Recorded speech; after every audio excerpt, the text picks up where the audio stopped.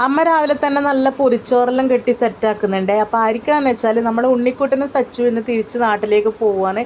അവർ വന്നിട്ട് ഒരു മാസത്തിലധികമായി കേട്ടോ. അപ്പോൾ അവർക്ക് ട്രെയിനിലിരുന്ന് കഴിക്കാനല്ലേ പൊരിച്ചോറ് അമ്മ സെറ്റാക്കുവാണ്. പിന്നെ ദോശയും ചമ്മന്തിയും എല്ലാം സെറ്റാക്കിയിട്ടുണ്ട്. അപ്പോൾ ഉണ്ണിക്കുട്ടനും സച്ചു ഇതാ റെഡി ആയിട്ട് നിൽക്കുന്നുണ്ട്. എല്ലാവരും അവരെ യാത്രയാക്കാൻ വേണ്ടി എണീറ്റ് നേരത്തെ ഇരിക്കുന്നുണ്ട് കേട്ടോ.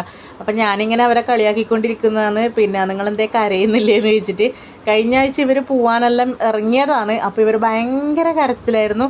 ആ കരച്ചിൽ കണ്ട് സഹിക്കാൻ പറ്റാണ്ട് അവർക്ക് ഒരാഴ്ചയും കൂടെ നീട്ടിക്കൊടുത്തിട്ടുണ്ടായിരുന്നു കേട്ടോ. ഒരാഴ്ചയും കൂടെ നിന്നു എന്ന് പറഞ്ഞിട്ട് അപ്പോൾ ഇതാ പോവാനെല്ലാം ഇറങ്ങി. അമ്മമ്മ കരയാൻ തുടങ്ങിയിട്ടുണ്ട്. എല്ലാവർക്കും ഭയങ്കര സങ്കടമായിരുന്നു കേട്ടോ. കാരണം ഒരു മാസത്തിലധികമായി അവരിവിടെ നിൽക്കുന്നത്. അതുകൊണ്ട് പിള്ളേർ നമ്മളെ കൂടെ തന്നെ ഉണ്ടായിട്ട്, എൻ്റെ കൂടെ ഒരു മാസം ഉണ്ടായിട്ടില്ല, എന്നാലും 1-2 ആഴ്ച ഞാൻ അവരെ കൂടെ നിന്നിട്ടുണ്ടാവും കേട്ടോ.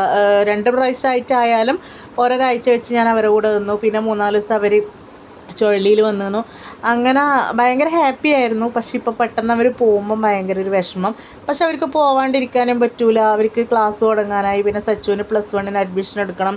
അപ്പോൾ നാളെ തന്നെ ഓന് അഡ്മിഷൻ എടുക്കാൻ പോകേണ്ടതാണ് കേട്ടോ. അങ്ങനത്തെ ഓരോ തിരക്കും കാര്യങ്ങളെല്ലാം ആയിട്ട് അവർ പോവുകയാണ്.